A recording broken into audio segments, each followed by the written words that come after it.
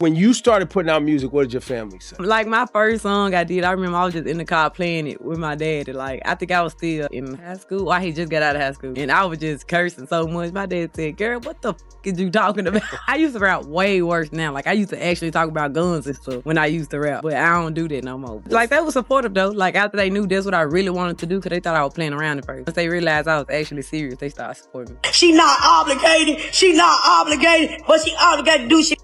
Motherfucking friend. 10 siblings, extreme poverty, one sister makes it out, and now the family is exploding online. GloRilla's sister Scarface just went live and aired out everything. She says they grew up eating ketchup sandwiches, lights off, roaches everywhere, while Glo now lives courtside, unbothered. Scarface claims Glo helps friends, dancers, and industry people, but not her own siblings. She says, you talk about the struggle in interviews, but none of us are shining. Receipts were posted. Glo responded silently and asked, with memes. No lives, no arguing, just vibes. One sister is reliving trauma on live. The other is protecting her peace and moving forward. But stop doing that sympathy. Like I said, you could have been on that lace funny, acting all lace money. But don't try to bring my name. Like I don't take care of my mama. Bitch, my mama go shopping every chance she gets. Guess why? Not because of you. Because you sent her $1,200 that you already owed her, bitch. And like I'm going to leave you alone because the world don't know that you are like literal mental patient. And they laughing at you and not with you. You making a fool out of yourself. I want you to know that. Like, I could have got on there and told them how you broke out of Lakeside. How you had to take an IQ test and they determined that you had to go to the mental hospital. And how you broke out there. And they had to find you and come bring you back. You're a mental patient. So I'm not going to sit here and argue with you. And the world is making fun of you, and I hate that for you. How'd you become a football fan? I have a family full of guys. I got 6 brothers and my dad, and so they grew up sports fans, and they was big on football more than anything. So I love the Steelers. It's Steelers all day. Who got more rings than us? Is Memphis just up for grabs for the NFL fandom? Because Steelers feels kind of random. Majority of Memphis is Cowboys and Steelers. So I became a Steelers fan since I was 3 years old. This is your debut album. Yeah. What can people expect from it? A solid ass project. Like I'm touching different subjects on there. Like it's like every song I'm rapping about something different almost. Like everything it got substance to it. So yeah, I'm excited. I got some pretty cool features on there. Yeah, I'm excited. I heard a couple that I thought were great. Yeah, thank you. Do you feel like you have one of them ones on here? Do you have a Yeah Glo? Do you have a TGIF? Do you have a Tomorrow? Is there a record on here that you feel like really is gonna go? Well, TGIF is on there, but okay. Yeah, I ain't gonna lie, I love all the songs from top to bottom. Like I feel like I don't know which one they gonna take and run with, cause I feel like all of them are great songs in different aspects. So I feel like it's like one of them classic albums. And for it to be your debut, yeah, potentially a classic, that would be incredible. So wait, you have eight brothers and sisters, or 7 brothers? 9. 9 brothers. It's 10 of us total. Sheesh. So do they all have like the same daddy? No, I wasn't gonna ask that, but do they? But do they? It's 2. The oldest 3 got the same daddy, and the rest of the 7 got the same daddy. But you all grew up in a house together? Sheesh. Fuck with your friends, but it's crazy how you got 10 siblings out here struggling. I'm sleeping on the next motherfucking couch, bitch. Bitch, she ain't on no couch. I'm in the bed. I'm in the bed. Okay, my bad. I got a little over. I've been on the couch. Fuck. I've been on the couch. But yeah, Rambo want to sit here and do his little 2 cent in. Can't name what, but y'all need to stay the fuck out of family business. Cause Rambo, you can start the weed plants. I say a weed. Why ain't a weed plant? Hello? Why I can't get a couple of bowls? 6, 7. 6, 7. Why I can't get 6 or 7 bowls? Why I can't get flown out to a weed plant? And we eat ketchup sandwiches together. Rambo did not struggle with us. If you cool with him, that's cool. GloRilla is one of the biggest breakout stars in rap right now. But what happens when the person dragging your name the hardest isn't a stranger, not a blogger, not a rival, but your own sister, because that's exactly what just happened. In the past few days, GloRilla has been getting blasted online in the most personal way possible, with accusations that she's sitting on millions, while her own family is still struggling. And the way this whole thing exploded, has the internet completely split? Because depending on who you believe, GloRilla is either being unfairly attacked, or she's been exposed for leaving people behind.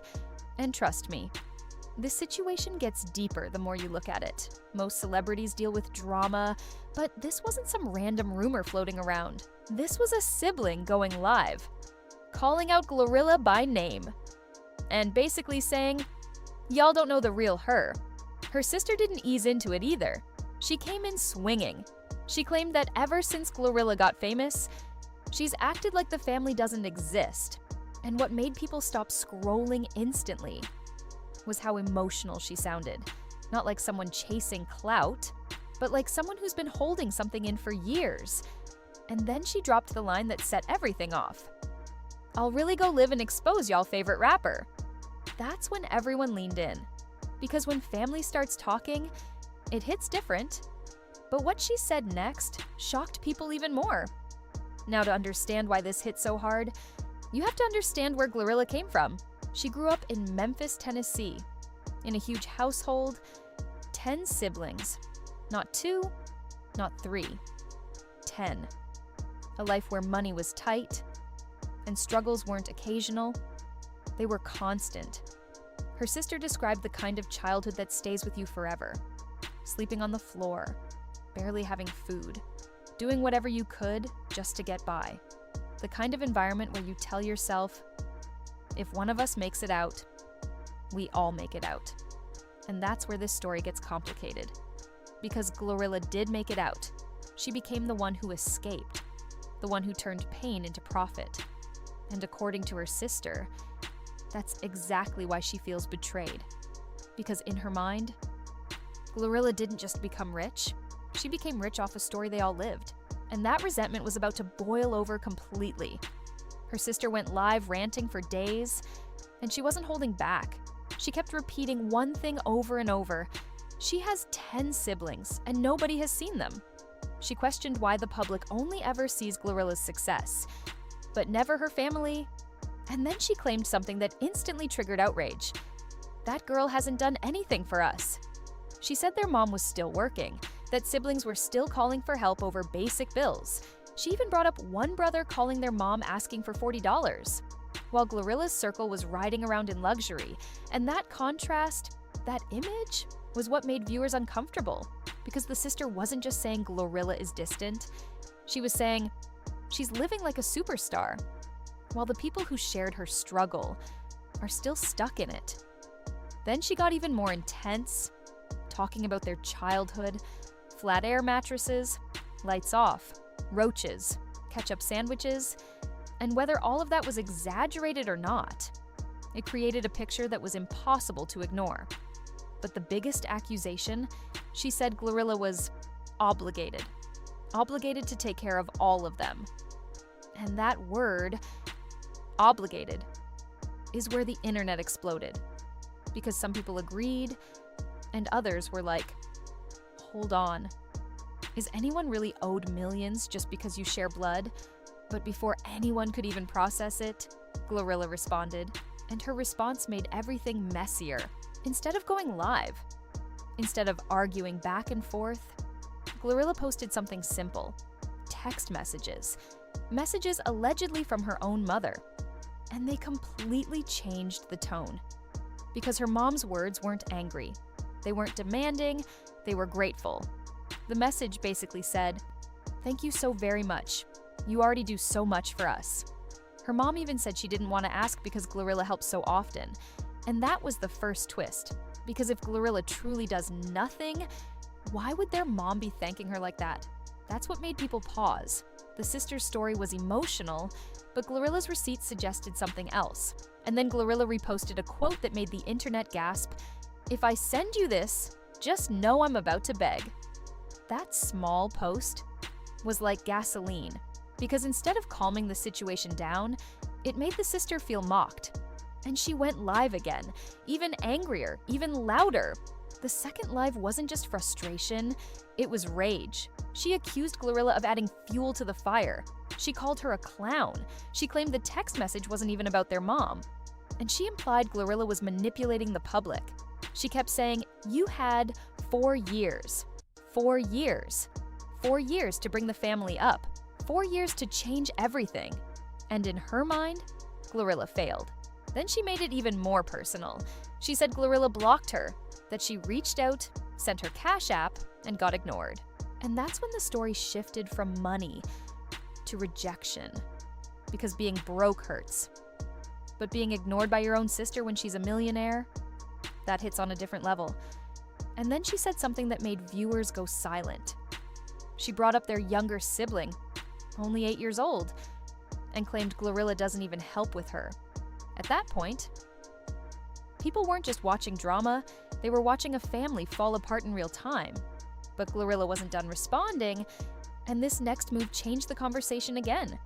GloRilla doubled down, this time posting more messages, more receipts, and this time, the focus wasn't just, "I help," it was specifics. She posted a Mother's Day exchange where she surprised her mom with one of her dream cars. Her mom's reaction was emotional. She reminded GloRilla that she promised as a little girl that one day she'd buy her that car, and she actually did it. The mom called her Glow Bear, said she was proud, said she kept her word. Neighbors were bragging about the car, friends were praising her generosity. And now the internet was stuck, because on one hand, the sister is saying, "We got nothing." But on the other hand, the mom is saying, "You do so much already." So what is the truth? And that's where this story becomes bigger than just GloRilla, because it raises an uncomfortable question. Let's be real. GloRilla has helped her family. 2 siblings reportedly live with her. She bought her dad a car. She bought her mom a car. That's not doing nothing. But the sister's argument is different. She doesn't want occasional help. She wants full responsibility. She wants GloRilla to make it so nobody works again. Bills paid, homes bought, cars for everyone, a full family rescue. And that's where the internet split in half. Some people said, if you make millions, why wouldn't you take care of everyone? Others said, that's not support, that's being treated like an ATM. And deep down, that's what this really is, a battle of expectations. The sister sees GloRilla's success as family property. GloRilla seems to see it as something she earned, that she shares when she chooses. And that difference creates resentment fast. But there may be something else underneath too, because toward the end, the sister posted something that made people suspicious. The sister hinted she was open to interviews for a price. She posted something like, "I'm working with all budgets." And then she reposted a message from TMZ asking her to come on. That's when viewers started asking, is this really about pain, or is this about attention? Because once media outlets get involved, family drama stops being personal and starts becoming business. And if she really goes on TMZ, dragging GloRilla even more, this could go from messy to irreversible. Because once you publicly humiliate someone at that level, there's no undo button. And the saddest part, this isn't rare. Fame does this all the time. This is what nobody talks about. When you grow up struggling, everyone dreams together. But when one person actually escapes, the dream changes. Suddenly, one person becomes the solution, and that pressure is crushing. Because helping family is one thing, but being expected to carry 10 siblings forever, that's something else. And jealousy can creep in too. Not always obvious jealousy, but resentment. The feeling of, that should have been me, or why her and not us? And when that sits long enough, it explodes, just like this. So now the question isn't just, is GloRilla stingy? The question is, can families survive fame? Right now, GloRilla hasn't done a full interview. Her sister hasn't backed down. And the internet is watching every post like it's a reality show. But one thing is clear, this isn't over.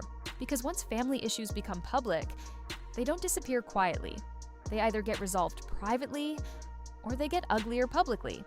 And if the sister keeps going, if TMZ gets involved, if more siblings speak up, this could become one of the biggest celebrity family blow-ups we've seen in a while.